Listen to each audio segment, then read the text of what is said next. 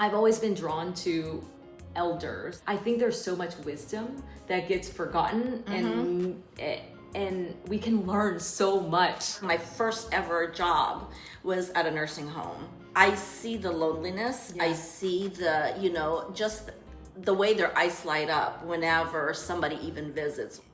Like so much that they can really share and engage with you. So, yeah.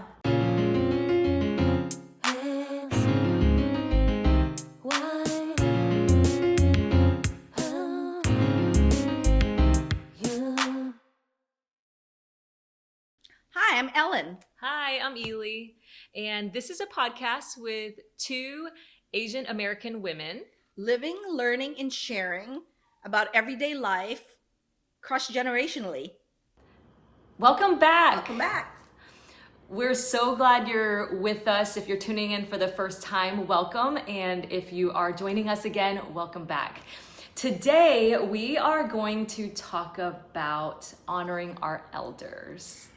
And it's something that towards the end of the month, we are celebrating Parents' Day. So we thought, Ellen and I thought might be a fun topic to talk about because our stories are very different, and the cultures, being in the American culture and the Asian culture, are very different too, generally speaking, of course. Everybody's different. So I wanted to kick it off with you, Ellen, and I wanted to understand a little bit more about honoring our elders and how you might do that in your life. How may I do that in my life? So I want to say that for myself, it's mostly, I guess, the verbal cues, I think. And because for me, when I think of elders, right, I'm thinking of either my parents or my grandparents, obviously. And I didn't really get to see my grandparents growing up because I was in the city with my dad, and my grandfather passed away when I was fairly young. I think like 5 years old or something like that. And my dad, when my mom and dad married, his parents have already passed away. Okay. So we only really had my grandmother. Wow. And she was in the province, and I was in the city with my dad because I was already in kindergarten at that point. So memories, it's really just my parents at this point. Okay. So okay. I don't know if I'm, so practice-wise with them, and then, we moved to Canada and the US, and it's very westernized that aside from whatever mom and dad says, that's the law. And I gotta follow it, that, like, he would look at me like this and that's it. There's never a but, there's never their word is their word. Yeah. So I guess that's how I practice it. That's interesting. I think that it's interesting you mentioned Western culture, and I think you're right. I said American, but they're synonymous in a sense. But the Western culture, I feel like typically the respect for our elders, generally speaking, is not as of a focus than in the Asian culture. And I'm curious, you mentioned you're kind of more the Western, potentially Western culture, I guess. But were there any things that you did or you've done kind of like as a form of respect? Because I feel like you care so much about family. Family's a really big thing for you. I'm trying to maybe and pull out how I'm understanding this question, maybe, is that I know, and family-wise, I know that it is a given that you take care of family. So right now, the way that I'm practicing that respect piece is that, you know, my mother lives with me. I take care of my mother, and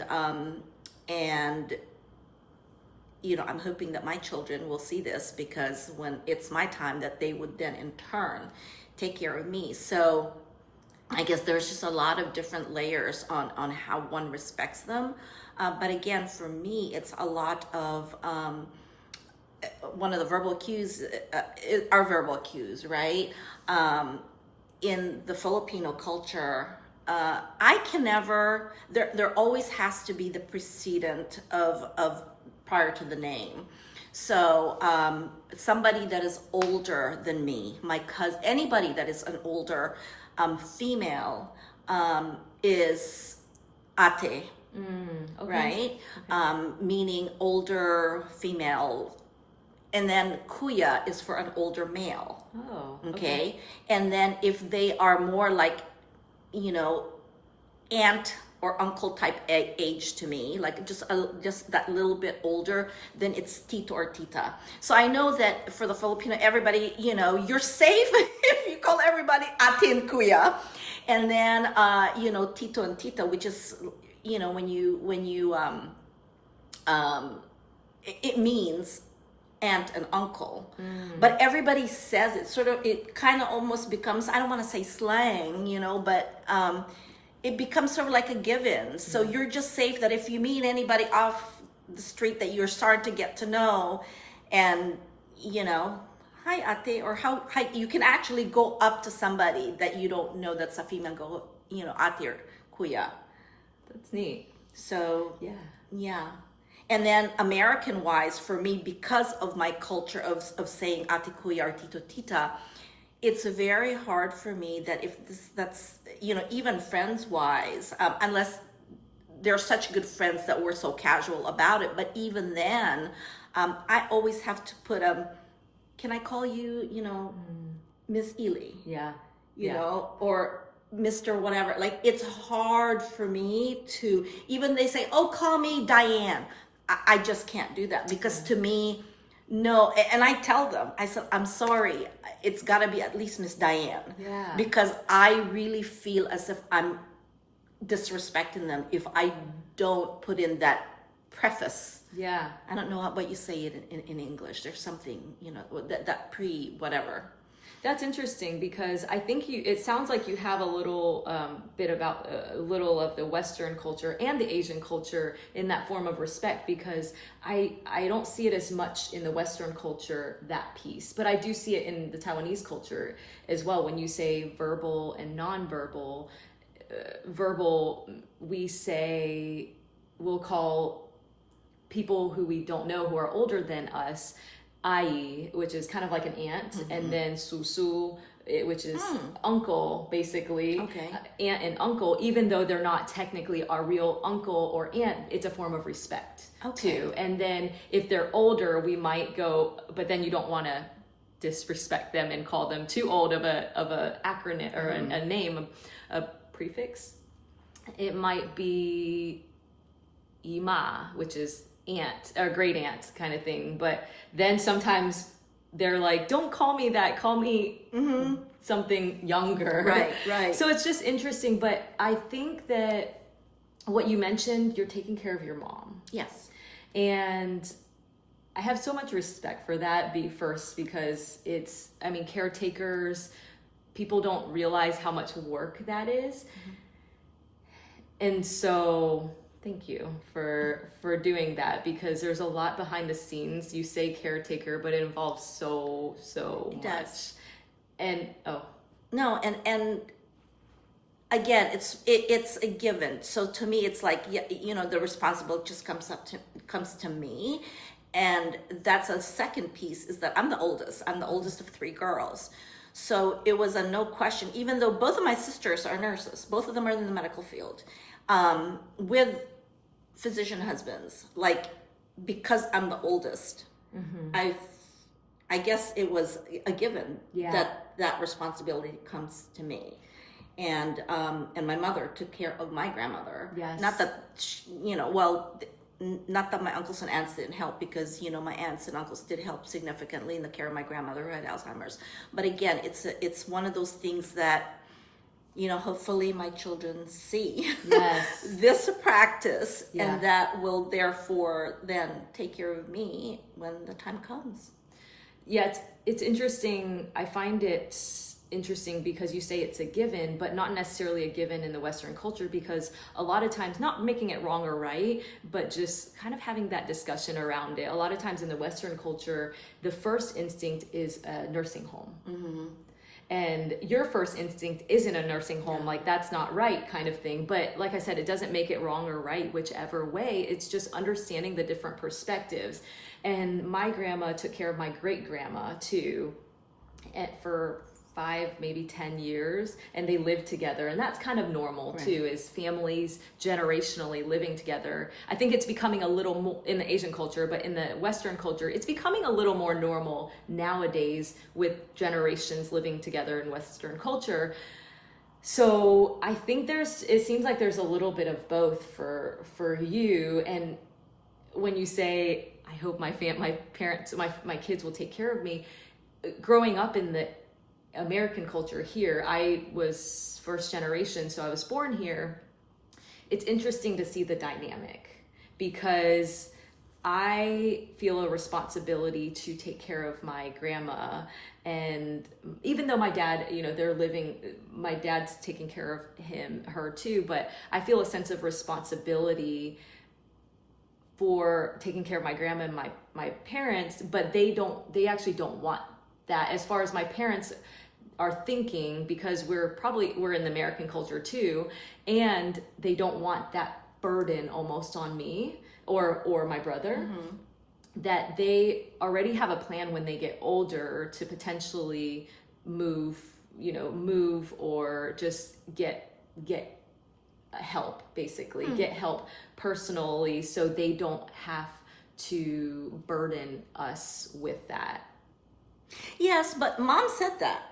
Like, my mom said that all throughout the time that she was growing up. No, I don't want to be a burden. No, I don't want this. No, that's why, with Asians, they have the nest egg, whatever. But when that time finally comes, and again, they're also, mom and dad, mom and dad were married throughout. And when daddy passed away, like, it's easy for you currently to say, I'm going to do this.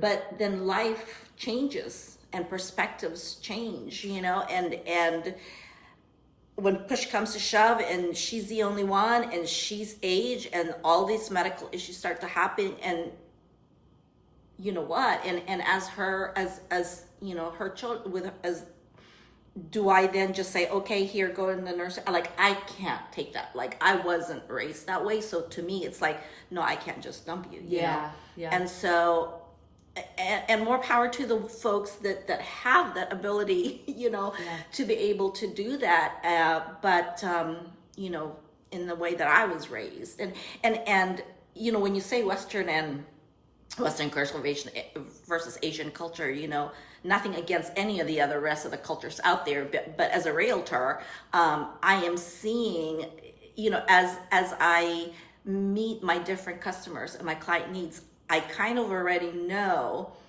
based on their ethnicity, even sometimes, like, and I don't want to throw that word out there, is that I know whether or not they're going to be asking for a multi-generational dwelling to be able to accommodate for an in-law, an aging parent, right? Right. So that's kind of, it's just to me, it's just part of my world. Yeah, that's interesting. I think it also, when we're talking about honoring our elders, it also goes into not just family, it's like outside. So I always think, and I don't think this is a normal thought, maybe it is, it depends on the person. So if someone's, let's say, riding a bus and we're all standing, then I'll get up. If I'm sitting and there's an elder person who's older than me, then I'll typically try to give my seat to them. But I don't know if that's a common practice here, generally speaking, in the Western culture versus the Asian culture. Well, I know that you know, when you say that the sitting piece and the elderly, whatever, so, you know, the bus system, for instance, our transit system, when you go in the bus, in the bus here in the US, I don't see any, this is designated only for, you know, we might see it for maybe the, you know, the disabled, okay, because that's part of a lot of the rules and regulations for, you know, disability. But in Japan, I know that there is seating just for the elderly. Yeah. Okay, and I say Japan only because, you know, I just recently, you know, traveled to Japan. So, yes. And I don't know how it is in the rest of the world. You know, I don't even know in the Philippines if they have that. I only speak of Japan because that is first, you know, just came to mind. Yeah. Yeah, so. I think in the Taiwanese culture too, it's the same way. There was a point where Japan took over Taiwan, so we have a lot of those cultural things as well, but aspects in there on the bus system, because the bus system's that's the primary means of transportation. I mean, there are taxis and all of that, but it's very efficient and quick.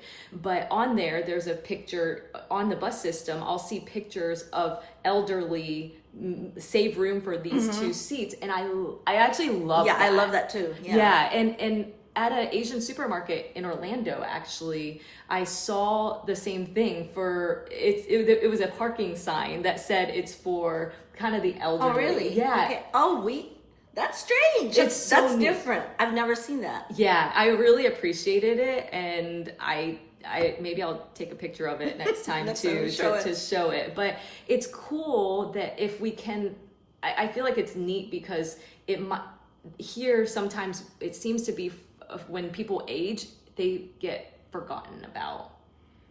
Not all the time, and because I know family who are in the Western culture who are cross-generationally living together, and I so respect that too and appreciate that piece. But there's also something to be said if it's always the way we've done it here, like going into a nursing home, because it is less pressure for the families. Yeah, I do agree. I feel as if as you age in the Western part of, you know, that yes, you tend to get forgotten or pushed to the side, while at least in our culture, because of the embracing the elders, we are drawn more. Yes. We are brought more into the forefront. Yes. You know, like everything has to be like, we consistently think about how do we bring, you know, them in? Yes. How do we engage them? How do we keep them busy? There's that consistent thought process of how do they not get pushed away. Yeah. Meanwhile, in at least how I feel here in the US, it's always like, oh, when retirement comes, it's up to the individual to fulfill that gap. Yes. You know, it's always like, oh, how do we take care of ourselves in retirement? What should we do? What should we this? How should we, you know, it becomes almost to the point, it gets really, to me, depressing. Yeah. Really depressing. Yeah. You know, especially you being an extrovert and us aging in general too. That's an interesting topic because we're all aging, right? Every single day. Yeah. And so it's good I like to hear your perspective too, seeing it firsthand with the caretakers. And like you said, maybe it's not what they planned. My family, they have a plan, but other things come up and life happens, so it might need to be changed as we move along. And who knows, I might be caretaking at some point, hopefully in the far future, and hopefully our families stay healthy. But it's interesting to see the dynamic with families, but also with others. Yes. Too, to try to keep them relevant and appreciate them, because I feel like I've always been drawn to elders, like people probably like in their 80s plus, or because I think and maybe 70s too, but I think there's so much wisdom that gets forgotten, and we can learn so much. And they they want that conversation. I Yes. used to work, my first ever job was at a nursing home.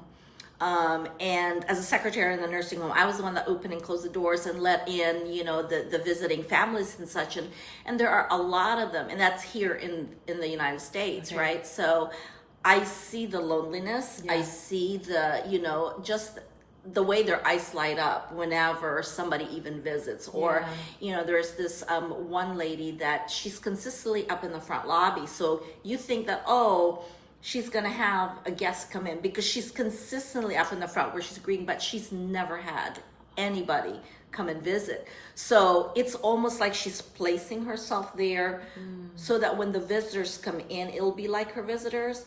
But I talked with her. Like, she is one of the people that I talked to until I left the job, where, like, so much that they can really share and engage with you. So, yeah. That's so neat, because I've wanted to, it's been a goal of mine, maybe this year too, wanted to volunteer at a nursing home, because I just want them to not feel lonely, like a lot of people. And I love that you are the perfect person. Ellen's the perfect person for that. Maybe it might be a fun thing to do either together or separately, because I feel like that's your sweet spot too, to help others and connect with people. I mean, you just connecting is a big thing. Yeah. Again, anywhere where I have to get the chance to meet somebody, because it doesn't matter to me whether or not a lot of people also think that it's just and again, my age group, a lot of people think, a lot of even younger people think that they can only learn from the elderly. And I know this is an elderly podcast piece, but I learned so much from the younger too. That's a great point that you bring up. So, the younger, me being the elderly of the younger, there is so much, like the technology piece, the whatever, but there's just so much to learn, which is why, to me, I have to meet the person. I have to engage. I can't just keep talking to the same people all the time, day in, day. I can't do that. Yeah. It would drive me batty. That's what makes us fun too, because we're so different too. And so I appreciate that, and learning from your perspective. So I think that it's interesting to hear that, because you're right. It's understanding different perspectives and cultures is important. Yeah.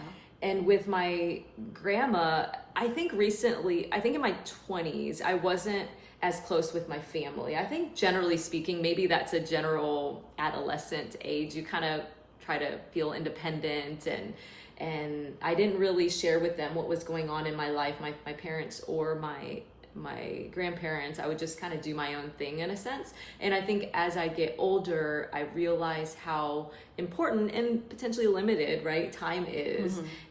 So I've been cooking, trying to understand and hang out with them, because that's their passion, is cooking. So just being with them and watching them cook, because they're skilled. They're really, really skilled. But you're right. We can learn from the different generations, and it doesn't matter what age group it is. Or in the sense of family, it doesn't even necessarily need to be, a parent or a grandparent, like family, but the person that influenced you growing up. Yes. Because I mean, I know somebody that sort of like a big brother to this person. And that big brother, for him, that big brother was a big deal.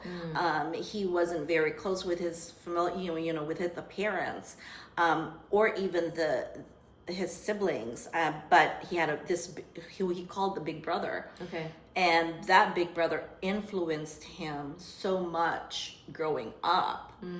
And so for those of you out there, it may be somebody that's not necessarily family, but you call family because of whatever, Yeah, you bring up a good point, because it doesn't have to be family. And you reminded me, I have a sixth grade teacher who my sixth grade teacher who I'm still friends with today. Wow. And I absolutely love, because she's kind of been there for me, as of course she was my teacher, but been that constant for me. But for everybody, it doesn't have to be. So I like your perspective in bringing that in as well. Yeah.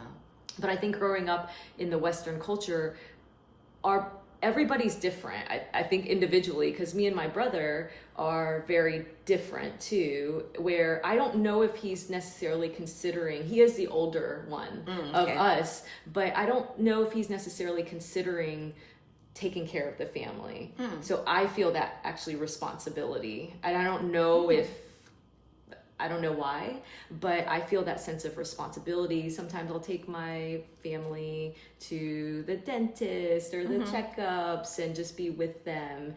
And, but he's taking care of his family. So I don't know. It's an interesting dynamic because from person to person too, it's different. Right. And growing up here and my parents growing up in Taiwan, we have different perspectives. Is your dad the only child?